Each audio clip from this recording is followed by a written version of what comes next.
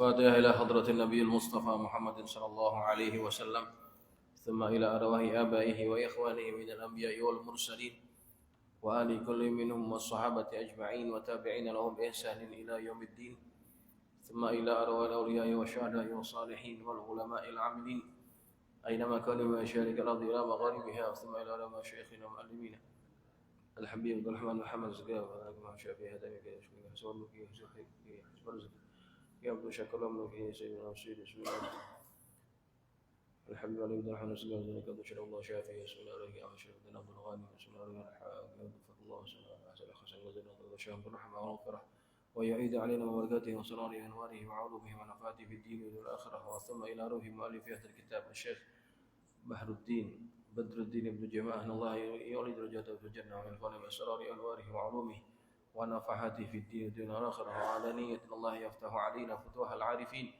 ويفقهنا في الدين ويرزقنا كمال الإخلاص واليقين على كل نية صالحة وإلى حضرة النبي المصطفى محمد صلى الله عليه وسلم الفاتحة أعوذ بالله من الشيطان الرجيم بسم الله الرحمن الرحيم الحمد لله رب العالمين الرحمن الرحيم مالك يوم الدين إياك نعبد وإياك نستعين اهدنا الصراط المستقيم صراط الذين أنعمت عليهم غير المغضوب عليهم ولا الضالين آمين السلام عليكم ورحمة الله وبركاته Alhamdulillahi Rabbil Alamin wa bihi nasta'inu ala umuri dunya wad din wassalatu wassalamu ala asyrafil mursalin sayyidina Muhammadin wa ala alihi wa ashabihi ajma'in subhanaka la ilma lana illa ma 'allamtana innaka antal alimul hakim rabbi shrah li sadri wa yassir li amri wa hlul 'uqdatam min lisani yafqahu qawli أما بعد فإن أصدق الحديث كتاب الله تعالى وخير الهدي هدي محمد صلى الله عليه وسلم وشر الأمور محدثاتها وكل محدثة بدعة وكل بدعة ضلالة وكل ضلالة في النار.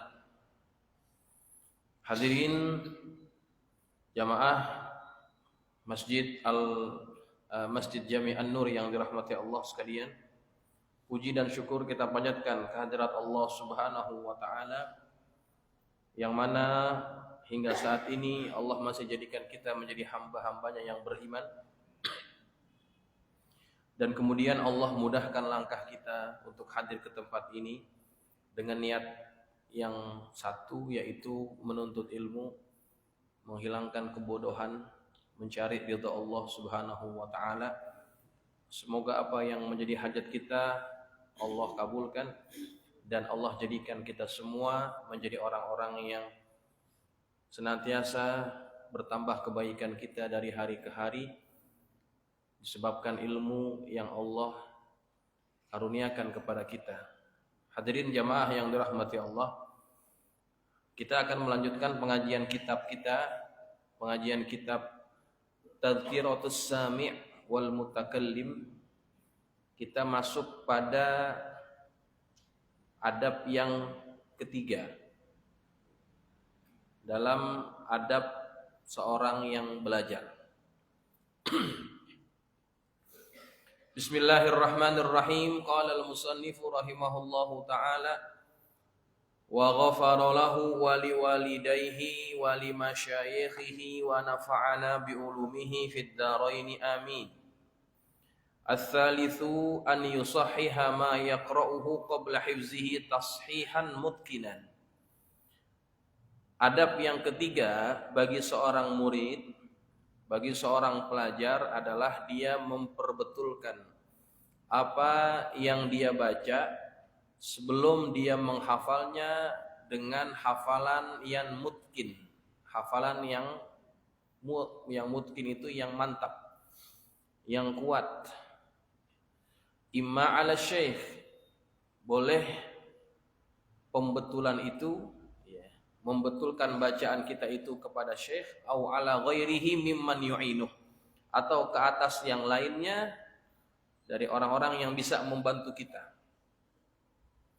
Tsumma yahfazuhu ba'da dzalika hifzan muhkaman. Kemudian setelah diperbaiki, diperbetulkan bacaannya, barulah dia menghafal setelah itu dengan hafalan yang muhkam, hafalan yang kuat. Tsumma yukarriru alaihi ba'da hifzihi tikraran jayyidan. Kemudian dia mengulangi setelah dia menghafalnya dengan pengulangan yang baik. Tsumma yata'ahadu fi awqatin yukarriruha litikrari mawadihi. Kemudian dia memperhatikan apa yang dia sudah hafal itu pada waktu-waktu yang dia sudah tetapkan untuk mengulanginya. Wala yahfazu syai'an qabla tashihi, dan janganlah dia menghafal sesuatu sebelum dia memperbetulkannya. Li'annahu yaqa'u fit tahrifi wat tashif, karena sesungguhnya dia akan terjerumus ke dalam perbuatan tahrif, penyimpangan dan penyelewengan. Wa qad taqaddama anna al-ilma la yu'khadhu minal kutub, dan telah terdahulu penjelasannya bahwa ilmu itu tidak diambil daripada kitab, tetapi dari siapa? Dari guru-guru kita. Fa innahu min adarril mafasid, dan sesungguhnya perbuatan kita mengambil ilmu langsung daripada kitab itu merupakan mafsadah atau kerusakan yang paling membahayakan. Hadirin, dalam bab ketiga ataupun dalam adab yang ketiga ini kita diperintah atau dinasihati oleh pengarang kitab apa yang harus kita kerjakan sebelum kita menghafal. Saya kira pada bahagian ini mungkin kurang relevan buat kita-kita nih yang ngajinya ngaji model denger ya. Kalau yang disebutkan oleh pengarang ini bagi orang-orang yang ngajinya memang ngaji betulan. Lah emang itu ngapain Ustaz? Kalau kita ini modelnya ngaji nguping ya kan. Kita dengerin doang ya. Habis kita dengerin, habis kita ngaji ya. Jiping namanya. Tahu jiping? Ngaji kuping. Habis kita ngaji, kita pulang, udah kita biarin aja. Kan gitu kita. Ada ya di sini yang habis dipelajarin, dibaca lagi, dihafalin. Ada nggak? Saya yakin nggak ada. Jadi adab yang ketiga ini buat yang ngaji betulan. Kita ngaji juga. Cuman yang begini nih yang kalau mau jadi orang yang alim gitu ya. Jadi sebelum kita hafal, kita menghafal sesuatu, kita perbetulkan dulu bacaan apa yang kita mau hafal. Kepada siapa? Kepada guru, kepada orang-orang yang bisa bantuin kita. Nah, begitu. Supaya hafalan kita hafalan yang betul. Baik itu hafalan Quran ataupun hafalan mutun-mutun, hafalan matan-matan, ya. Perlu kita perbetulkan juga.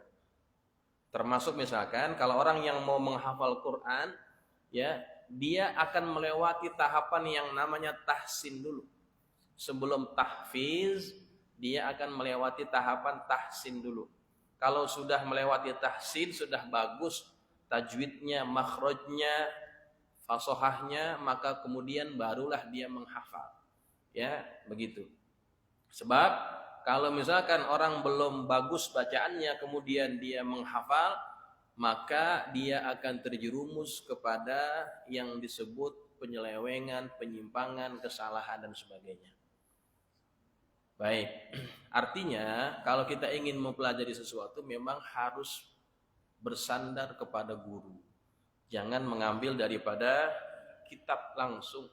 Kalau sudah levelnya level yang sudah mapan ilmunya, kita mau baca kitab lain sebagai referensi tambahan tidak ada masalah. Tapi kalau masih dalam tahap-tahapan awal, maka kita perlu bimbingan daripada guru kita. Ya, kita sudah bahas itu pada pertemuan yang sebelumnya. Ya, jamaah yang dirahmati Allah. Dan ini juga ya, yang ketika Al-Fakir ngaji dengan guru-guru ya, sebelum Al-Fakir datang ke rumah guru, baca kitab ya di hadapan guru, itu kita memang mempersiapkan dulu bacaan yang kita mau baca di rumah. Kita murojaah atau mutolaah. Kita baca dulu supaya apa? Supaya nanti waktu ngaji di depan guru nggak banyak salah gitu ya. Nah, jadi itu tahapan yang memang harus dilewati oleh orang yang ingin mendalami ilmu agama ya. Kalau kita ini yang ngaji di masjid ya, apalagi zaman sekarang Pak, ngaji itu bukan lagi kebutuhan. Orang sekarang ngaji adalah selingan. Makanya kita bisa bedakan bagaimana sikap orang dulu ketika ngaji dengan orang sekarang ketika ngaji. Kalau zaman orang-orang tua kita dulu ngaji, ya kan? Orang tua kita dulu ngaji, jangan jauh-jauh dah. Zaman almarhum ayah saya masih ngajar di sini dulu ya. Itu kalau ngaji kitab banyak yang pada pegang kitab, ya kan gitu. Pada pegang kitab. Kalau sekarang zamannya sudah bergeser. Ya, sudah bergeser. Yang pegang kitab tidak terlalu mendominasi. Yang mendominasi yang tidak pegang kitab. Kenapa begitu? Ya karena memang zamannya seperti itu. Ya. Zamannya sudah seperti itu. Nah, jamaah, itu menunjukkan bahwa apa? Bahwa perhatian kita kepada ilmu itu sudah mulai menurun. Orang tua kita dulu kalau ngaji itu pasti bawa tas, bawa kitab, bawa apa? Ya kan gitu ya. Orang dulu tuh, sekarang mereka sudah tinggalkan, kebanyakannya termasuk kita ini meninggalkan itu semua. Ngaji yang penting datang. Alhamdulillah masih mau datang, alhamdulillah. Daripada nggak ngaji, ya nggak. Kita jangan keras-kerasin dalam bab gituan. Ya. Yang penting dia mau datang, dia mau hadir itu sudah sangat baik sekali. Jauh lebih baik daripada tidak datang sama sekali. Maka mudah-mudahan tetap mendapatkan ilmu yang bermanfaat, walaupun memang kualitasnya tidak akan sama seperti orang tua kita dulu, ya. Namun itulah keadaannya, hakikat dan realitanya. Baik jamaah yang dirahmati Allah, wa yanbaghi an yuhdira ma'ahu ad-dawata wal qalama was-sikina litashih. Dan hendaknya dia menghadirkan, membawa dawat, tinta, wal qalam, pena, sikin, pisau, litashih untuk memperbaiki. Wa yadbitu ma yusahhihu lughatan wa i'raban, dan dia memberikan dhabit ya, memberikan dhabit itu tanda-tanda ya. Kalau kita ngaji itu kita buat tanda tuh namanya dhabit, kasih tanda badesnya apa itu namanya dhabit. Ma yusahihu lughatan wa i'raban, apa yang diperbetulkan baik secara bahasa ataupun secara i'rab. Ya, secara i'rab. Wa idza radda syaikhu alaihi lafzatan wa zanna anna raddahu khilaf as-shawabi au ilmihi, apabila gurunya itu menyalahkan satu kata, gurunya itu menyalahkan perkataan, ya, kita lagi baca guru kita nyalain.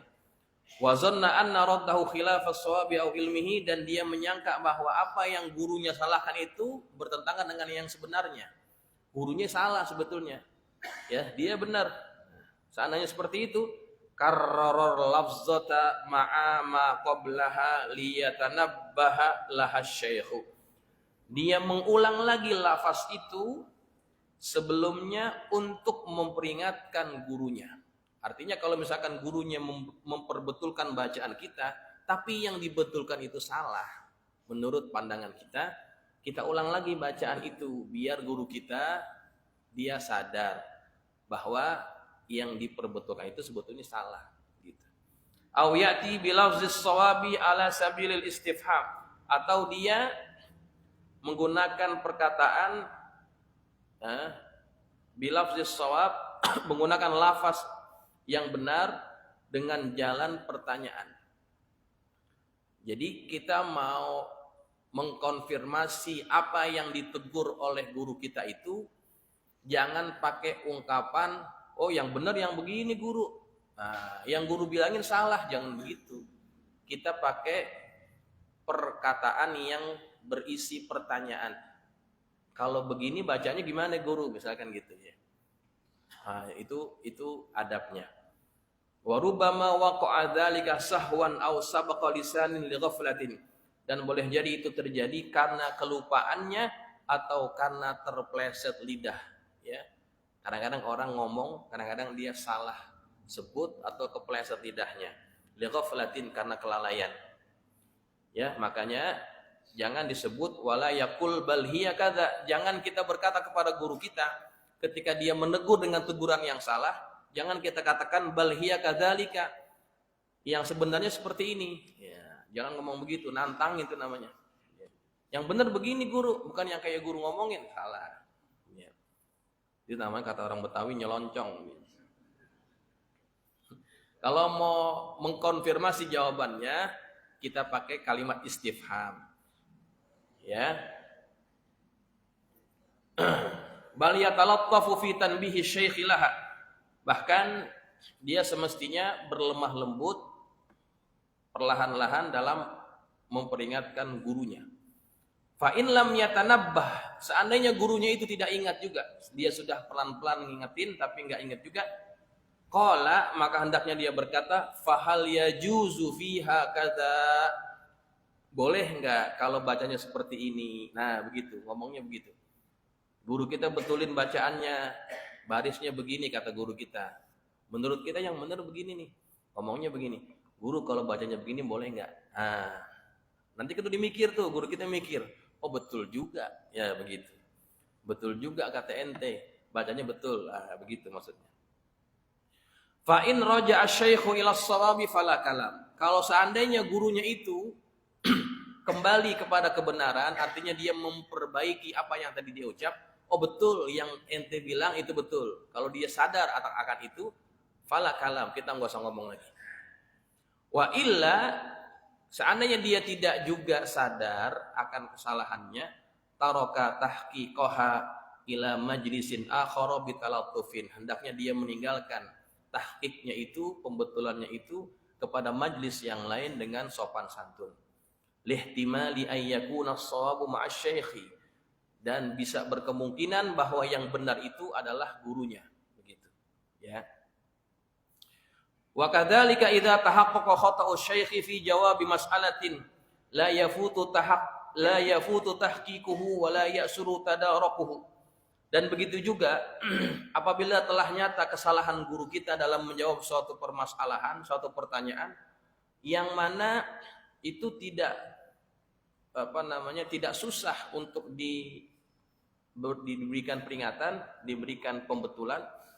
Ya, kalau seandainya guru kita menjawab pertanyaan yang salah dan kita bisa dan tidak susah untuk memperingatkan dia, fa in kana kadzalika kal kitabati fi riqa'il istifta. Maka seandainya yang demikian itu seperti tulisan yang ditulis dalam kertas yang mana isinya meminta fatwa. Ada orang minta jawaban dari guru kita ini, tapi melalui kertas, ya kan? Kalau seandainya guru kita itu nulis jawabannya dan menurut kita salah, nggak apa-apa kita benerin pada waktu itu. Karena orang yang nanya nggak ada, orang yang nanya nggak ada, nggak apa-apa.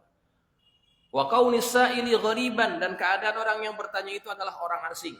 Au ba'idat dari, atau rumahnya jauh. Au musyanni'an, atau nanyanya kasar.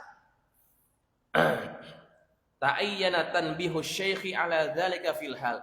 Maka dia bisa membetulkan, ya, menegur gurunya itu pada waktu itu juga. Bi isyaratin au tasrih, baik itu dengan cara isyarat ataupun dengan perkataan yang tasrih, ya, yang jelas. Fa inna tarka dzalika khiyanatun lisyaikh, karena seandainya dia meninggalkan yang demikian itu, dia enggak betulin gurunya ketika gurunya salah, dia diam aja, maka itu merupakan khianatun lisyaikh, itu merupakan khianat kepada guru kita. Ya. Gurunya salah, kita tahu dia salah, kita diemin aja. Itu namanya khianat kepada guru. Kenapa jadi khianat? Karena nanti orang akan mengata yang buruk kepada guru kita. Ya kan? Gara-gara salah kita nggak benerin, guru kita yang kena kena caci maki daripada orang. Kita tahu padahal kita nggak benerin guru kita khianat sama guru. Ya. Fayajibu nushuhu bitayaqquzihi lidzalika bima amkana min talattufin aw ghairihi. Maka dia wajib nushahu bitayaqquzin. Maka wajib dia menasehatinya dengan kesadaran, dengan yang demikian itu pada perkara yang mungkin untuk dia lakukan dengan cara yang sopan santun. Ya. Wa idza waqafa ala makanin kataba kubalatahu, apabila dia berhenti atas satu tempat maka dia menulis di halaman depannya balaghul aradu awit tashih, artinya dia tulis telah sampai pembetulan ataupun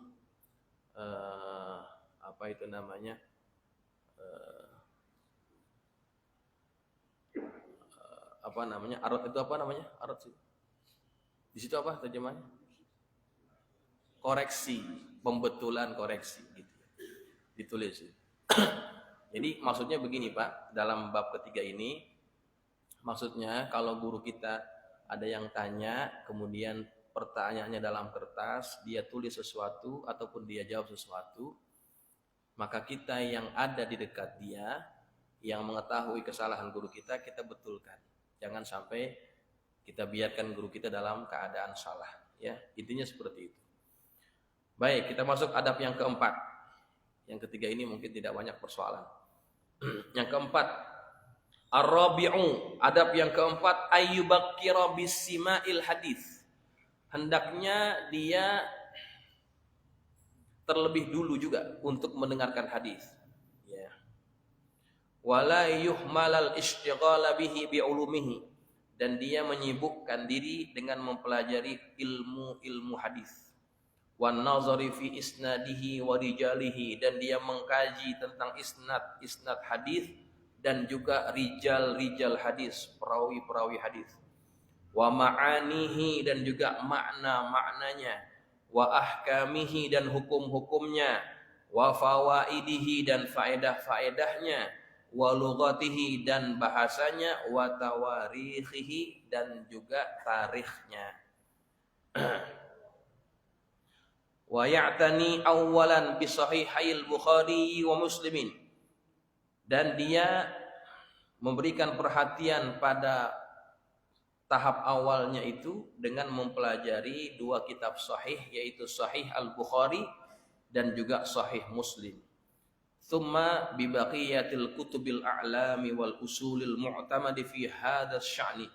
Kemudian setelah itu yang tersisa daripada kitab-kitab a'lam dan kitab-kitab usul yang menjadi pegangan dalam ilmu hadis.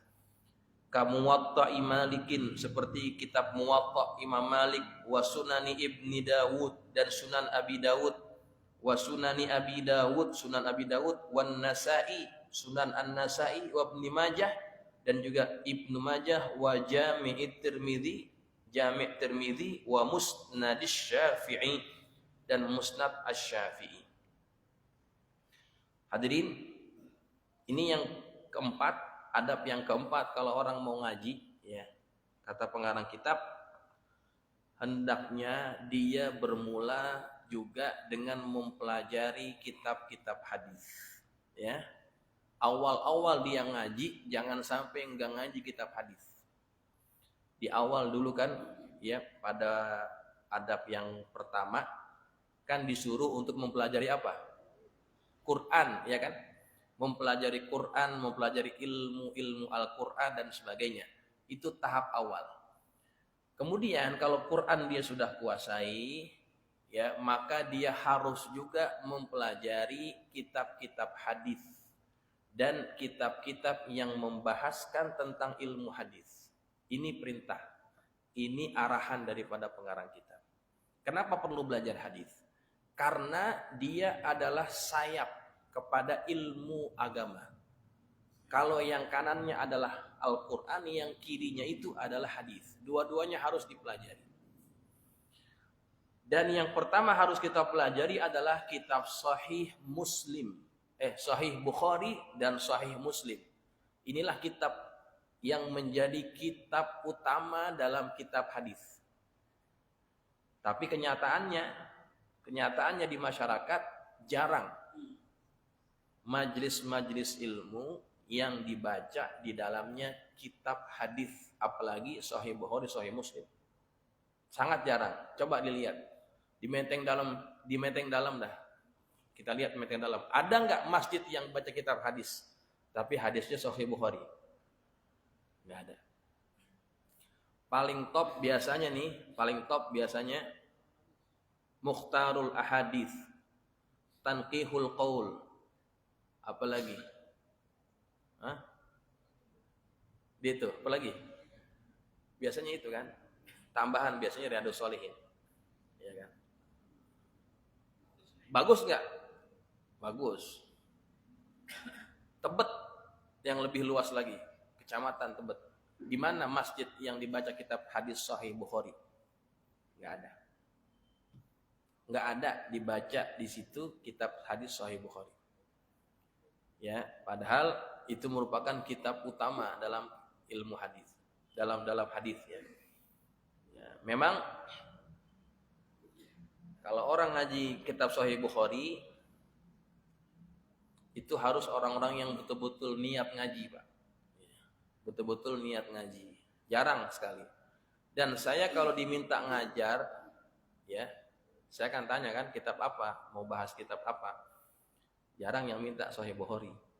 Jarang yang minta Sahih Muslim ataupun kitab-kitab umdah yang lain. Jarang. Artinya apa? Perhatian kita terhadap hadis sangat kurang. Ya.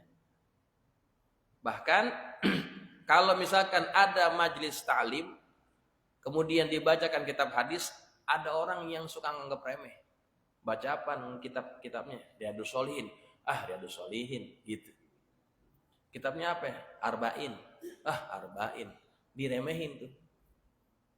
Ya padahal ya Allah, kita harus punya keilmuan yang cukup dalam ilmu hadis ataupun dalam bidang hadis. Mungkin kita jauh deh kalau kita mau baca kitab-kitab yang besar-besar, Sahih Bukhari, Sahih Muslim, Musnad, kemudian Jami, Sunan dan sebagainya, itu jauh deh. Karena perlu proses panjang itu. Ngajinya panjang, lama. Yang penting kita juga jangan sampai nggak pernah belajar hadis sama sekali. Pengalaman saya Al-Fakiri. Ya. Kalau bagi orang awam memang paling pas, paling cocok itu kitab hadis karangan Imam Nawawi, itu paling enak dah. Bagi orang awam ya. Bagi orang awam, bagi orang yang kita-kita nih, yang paling enak, paling cocok, paling pas kitab hadis karangan Imam Nawawi. Apa misalnya? Kita mulai dari Arba'in An-Nawawiyah. Ini jangan sampai nggak pernah belajar. Ya. Jadi kalau mau belajar hadis, kita mulai dari itu dulu. Kitab hadis Arba'in An-Nawawiyah itu mantepin, insya Allah apa yang penting-penting dalam ilmu, dalam agama kita itu terangkum dalam kitab hadis Arba'in. Makanya kitab hadis Arba'in adalah kitab hadis 40 yang paling banyak dipelajari dan paling banyak dicetak dan diterjemahkan dalam banyak bahasa. Hadis Arba'in An-Nawawiyah. Dan banyak sebetulnya ulama-ulama yang bikin kitab hadis 40-an. Banyak, bukan hanya Imam Nawawi saja, banyak. Cuma nih yang terkenal cuma Imam Nawawi. Kenapa? Karena hadis-hadis yang ada dalam kitab tersebut, hadis-hadis yang begitu luar biasa. Luar biasa kalau kita baca dan dalami kitab itu. Kalau itu sudah khatam, ya, Arba'in An-Nawawiyah sudah khatam, naik yang berikutnya, yaitu apa? Riyadhus Shalihin. Riyadhus Shalihin. Ini kitab luar biasa. Saya katakan, ini kitab luar biasa. Kalau saya boleh nilai ya, di antara kitab-kitab Imam Nawawi yang paling berkah, yang terasa sangat keberkahannya, Riyadhus Shalihin. Oh, luar biasa. Banyak kitab yang sudah kami pelajari, yang sudah kami ajarkan juga kepada jamaah. Tapi setiap kali kita baca kitab Riyadhus Shalihin, Masya Allah, terasa banyak keberkahan ketika mengkaji kitab itu. Entah kenapa. Ini pengalaman pribadi Al-Fakir. Makanya kalau kita mau belajar hadis, jangan sampai nggak belajar kitab Riyadhus Shalihin. Bagi orang awam ya. Bagi orang awam jangan sampai nggak belajar kitab Riyadhus Shalihin. Masya Allah, banyak sekali manfaatnya. Makanya ini salah satu kitab Imam Nawawi juga yang paling banyak dicetak dan diterjemahkan dalam berbagai bahasa di dunia ini sampai sekarang. Maka rumah kalau ingin berkah mesti ada kitab hadis Riyadhus Shalihin di rumah. Ya, luar biasa. Apalagi kalau belajar kitab itu dengan orang yang betul-betul mendalami ilmu hadis. Enak Pak ngajinya. Bacanya enak, ngajinya enak, dan kita bisa meresapi. Ya. Karena pilihan dari hadis-hadis yang begitu banyak dalam Sahih Bukhari, dalam Sahih Muslim kan luar biasa. Dalam Sahih Bukhari, dalam Sahih Muslim hadisnya banyak. Dalam Sahih Muslimnya 12.000 hadis. Dipilih dari sekian banyak hadis daripada Sahih Muslim, Sahih Bukhari, sunan-sunan yang lainnya, dipilih menjadi sekitar 2000-an hadis. 2000 lebih lah. Pilihan-pilihan semua berdasarkan bab-bab yang juga terpilih, yang sangat unik, yang disusun oleh Al-Imam An-Nawawi. Luar biasa. Maka Masya Allah, kalau orang belajar kitab hadis Riyadhus Shalihin, Insya Allah dia akan dapat banyak manfaat. Al-Fakir sudah merasakan itu. Ya. Nah, hadirin, kalau ada hadis, kitab hadis itu, kajian hadis itu, datang, hadir. Ya. Kapan-kapan kita akan belajar kitab itu. Kalau ada waktu, ada kesempatan ya, belajar kitab itu luar biasa. Dan kalau nggak salah dulu almarhum ayahanda kami di sini juga ngajinya gitu ya. Di antara kitab yang dibaca selain Fathul Mu'in, ada juga dibaca kitab apa? Ya, sebagai selingan, ya sebagai selingan. Nah, itu luar biasa. Ya. Kemudian hadirin, walayan bagi an yaktasira ala aqalla min dzalika, ala aqalli min dzalika, dan jangan dan walayan bagi dan tidak selayaknya dia mencukupkan ya yang lebih kurang daripada itu. Artinya paling minimal kita bahas kitab-kitab yang tadi. Ini bagi orang-orang yang betul-betul ingin belajar tentang hadis begitu. Wa ni'mal mu'inu lil faqih Kitabus Sunanil Kabir li Abi Bakrin Al-Baihaqi. Dan sebaik-baik kitab yang bisa membantu kita dalam bidang fikih, yang dalam hal fikih adalah kitab Sunan Al-Kubra yang dikarang oleh Al-Imam Al-Baihaqi. Al-Sunan Al-Kabir karangan Al-Imam Al-Baihaqi. Jadi kalau bapak-bapak mempelajari ilmu hadis ya, Imam Baihaqi itu punya kitab yang namanya Sunan Kubra atau Sunan Kabir. Ya. Imam Nasai juga punya Sunan Kubra. Tapi kandungan Sunan Kabir atau Sunan Kubra-nya Imam Baihaqi itu luar biasa. Dan orang yang paling bisa mendeskripsikan Imam Syafi'i dengan baik itu adalah Imam Al-Baihaqi. Dia punya kitab yang namanya Manaqibus Syafi'i. Ya. Di situ dia jelaskan bagaimana tentang Imam Syafi'i. Dari riwayat hidupnya, kemudian bagaimana pemikirannya, pemahaman fikihnya, itu sangat dikuasai oleh Al-Imamul Baihaqi. Makanya orang kalau pengen kenal tentang Imam Syafi'i, mesti baca kitab Imam Al-Baihaqi. Dan kitab hadis yang dikarang oleh beliau itu juga menggunakan susunan kitab-kitab fikih, menggunakan susunan Imam Al-Buwaiti yang merupakan muridnya Imam Al-Baihaqi. Jadi banyak faedah-faedah fikih dalam kitab hadis tersebut. Walaupun kitab hadis ya Pak, walaupun kitab hadis. Ya. Ini agak tinggi sedikit omongannya, artinya lebih ilmiah ke dalam bidang ilmu hadis. Ya. Jadi jamaah yang dirahmati Allah, kenapa pengarang kitab mengatakan hal ini kepada kita? Agar kita ini juga mengambil perhatian terhadap bidang hadis. Jangan sampai enggak ngaji sama sekali. Ya, kita habiskan dulu, kita akan sambung nanti. Kita akan jelaskan sedikit. Wa min dzalikal masanidu kamusnadi Ahmad bin Hanbal wa ibn Humaid wal Bazzar. Dan yang bahagian daripada itu yaitu kitab-kitab musnad seperti Musnad Imam Ahmad, Musnad Imam Ibnu Humaid, Musnad Imam Al-Bazzar. Itu juga merupakan kitab-kitab hadis yang perlu kita kenal. Wa ya'tani bi ma'rifati sahihil hadisi wa hasanihi wa dha'ifihi wa musnadihi wa mursalihi wa sairi anwa'ih. Dan dia mesti juga memberikan perhatian dalam mengetahui hadis yang sahih, hadis yang hasan, hadis yang dhaif, musnad, hadis yang mursal, dan segala bentuk macam-macamnya. Fa innahu ahadu janahail alimi bisyariah. Karena sesungguhnya ilmu hadis ini adalah salah satu dari dua sayap orang yang ingin dianggap alim dalam ilmu syariat. Wal mubayyinu likatsirin minal janahil akhari wa huwal Qur'an. Dan menjadi penjelas bagi kebanyakan daripada janah sayap yang satunya lagi, yaitu Al-Quran. Jadi sayap yang satunya Quran, sayap yang satunya adalah hadis. Dua-duanya harus dikuasai. Hadirin, saya waktu akan menentukan, waktu itu saya masih kuliah S1 di UIN. Jurusan saya yang saya ambil itu tafsir hadis. Tafsir hadis. Saya bingung waktu itu. Saya mau menjuruskan ke tafsir atau ke hadis, ya kan? Kalau semester awal kan masih semua umum.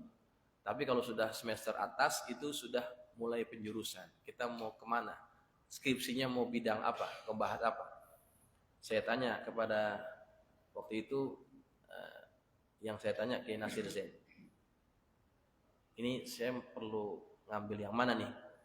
Quran apa hadis? Beliau sarankan kepada saya, ente ambil hadis. Ente ambil hadis. Alasannya apa? Kata beliau, di Indonesia ini jarang orang yang menguasai ilmu hadis. Kalau yang menguasai tafsir, ya, ataupun ulumul Quran banyak. Tapi yang menguasai hadis jarang. Maka dari omongan itu saya pegang. Sejak dari S1, ya, skripsi saya tentang hadis, S2 tesis saya tentang hadis, S3 disertasi saya tentang hadis. Semuanya kepada hadis. Karena berdasarkan saran itu. Dan memang Pak, di Jakarta ini orang yang menguasai ilmu hadis itu boleh dibilang, boleh dihitung dengan jari. Jarang. Kenapa? Karena ilmu hadis ini dianggap ilmu yang statis, bukan yang dinamis, ya kan? Kalau fikih itu kan dinamis. Tafsir pun begitu juga. Kalau hadis itu ya begitu-gitu aja. Gitu ya. Definisi hadis sahih, hadis hasan, hadis dhaif dari dulu begitu aja, nggak berubah-ubah, ya kan? Cuman memang karena sebab itulah orang jadi malas belajar hadis, karena dianggap membosankan. Padahal itu merupakan salah satu kunci utama dalam kita mendalami ilmu agama. Ya. Perlu orang yang menguasai ilmu hadis. Kalau orang jarang yang menguasai ilmu hadis, apa yang terjadi? Tadi kan disebut dia harus memberikan perhatian terhadap pengetahuan akan hadis yang sahih, hadis yang hasan, hadis yang dhaif. Hadirin, harus saya sampaikan melalui majelis ini, banyak majelis taklim atau peringatan-peringatan maulid yang ketika penceramahnya menyampaikan dalil, terutama menggunakan hadis, banyak yang menggunakan hadis-hadis yang palsu. Kalau orang yang nggak belajar hadis, dia iya aja. Dia iya aja. Tapi kalau orang yang mendalami hadis, ya Allah. Saya kalau dengar penceramah, dia bawakan hadis palsu, mendidih nih perasaan saya, Pak. Saya mau marah, takut dia jadi malu di depan orang, tapi kalau diam, gimana perasaan saya? Kita kan belajar tentang itu, kita tahu kalau orang bawa hadis yang betul, yang tidak betul, paling tidak kita sudah pelajari itulah sedikit demi sedikit. Tahu, ya Allah. Ini yang terjadi di masyarakat kita. Penceramah banyak, ya. Penceramah banyak, yang ceramahnya bagus-bagus itu banyak deh. Cuma yang berhati-hati dalam menggunakan hadis ketika ceramah nggak banyak. Semuanya asal bisa bikin orang girang dengar ceramahnya, wah itu udah bagus. Nggak pernah dicek lagi bagaimana hukum hadis tersebut, sahih atau tidak, palsu ataupun bukan. Pokoknya yang penting menarik bagi jamaah, maka itu disampaikan oleh dia. Ya. Nah, ini yang menjadi kerisauan kita. Ketika orang jadi kurang tahu tentang ilmu hadis, yang disampaikan kepada jamaah hadis-hadis yang nggak benar, hadis-hadis yang palsu. Ini menjadi tanggung jawab, ya, tanggung jawab.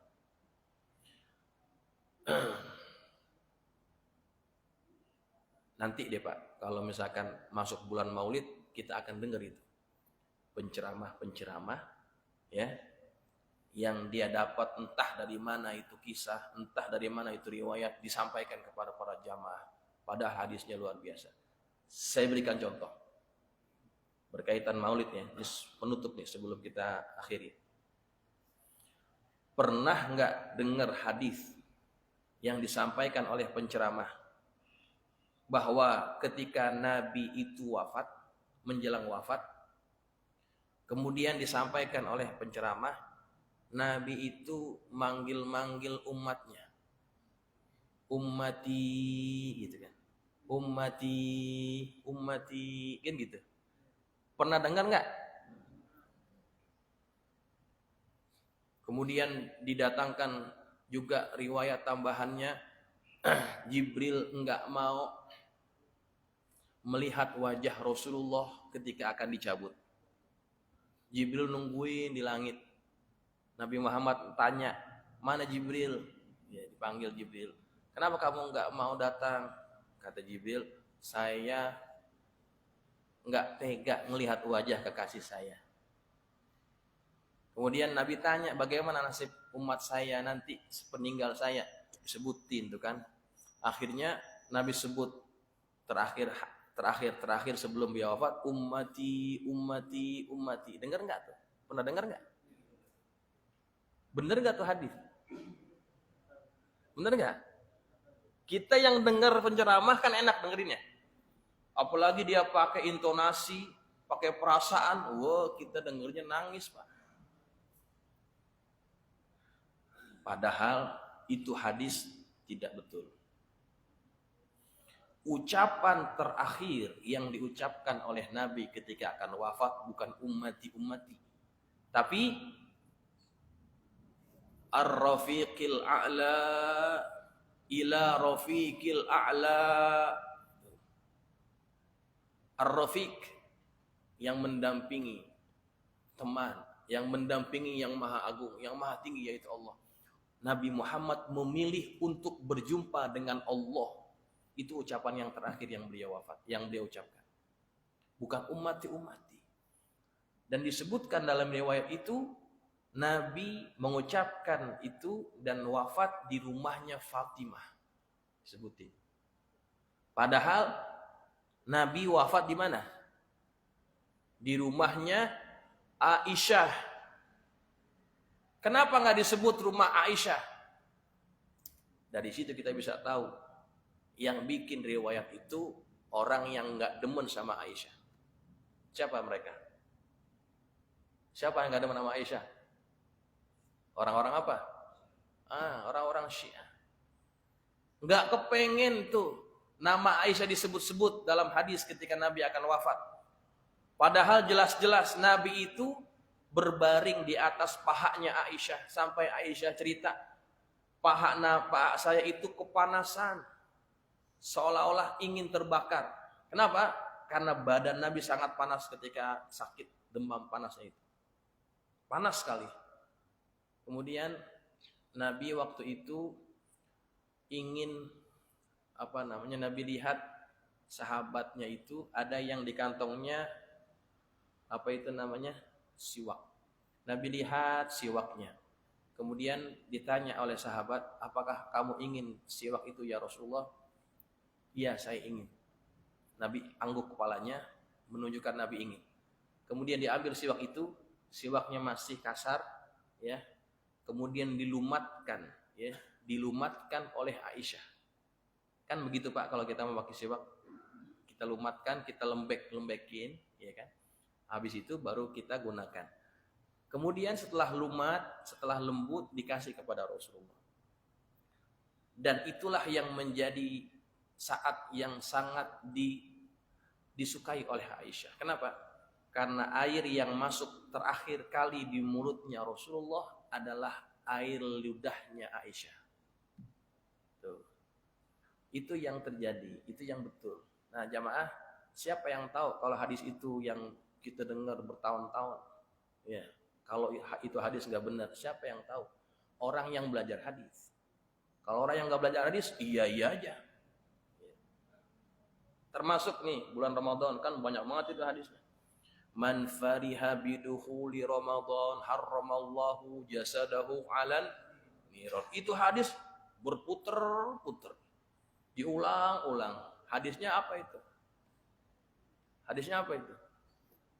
Hadisnya palsu. Kita dengerin, waduh, luar biasa.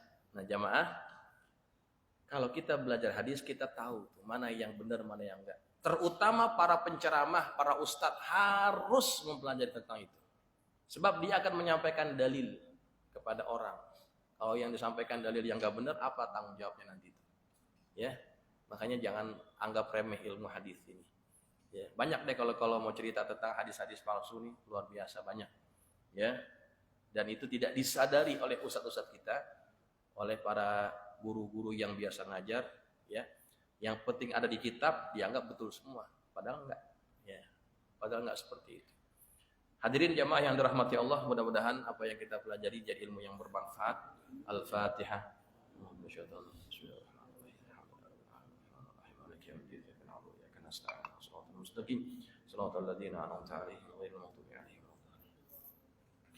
Bismillahirrahmanirrahim. Alhamdulillahirabbil alamin. Allahumma shalli ala sayyidina Muhammadin wa ala ali sayyidina Muhammad. Allahumma anfa'na bima 'allamtana. Allahumma 'allimna ma yanfa'una. Allahumma zidna wa la tanqusna wa akrimna wa la tuhinna wa 'atina wa la tahrimna wa athirna wa la tu'thir 'alaina wa ardina warḍa 'anna. Allahumma inna nas'aluka bihaqqi Fatimah wa abiha wa ba'liha wa baniha iftah 'alaina wa 'ala auladina wa talamidina futuhal 'arifin faqihna wa iyyahum fid din. وارزقنا كمال الإخلاص واليقين اللهم ارزقنا فهم النبيين وحفظ المرسلين وإلهام الملائكة المقربين برحمتك يا أرحم الراحمين اللهم اجعلنا من الذين يستمعون القول فيتبعون أحسنه صلى الله على سيدنا محمد وعلى آله وصحبه وسلم والحمد لله رب العالمين السلام عليكم ورحمة الله وبركاته.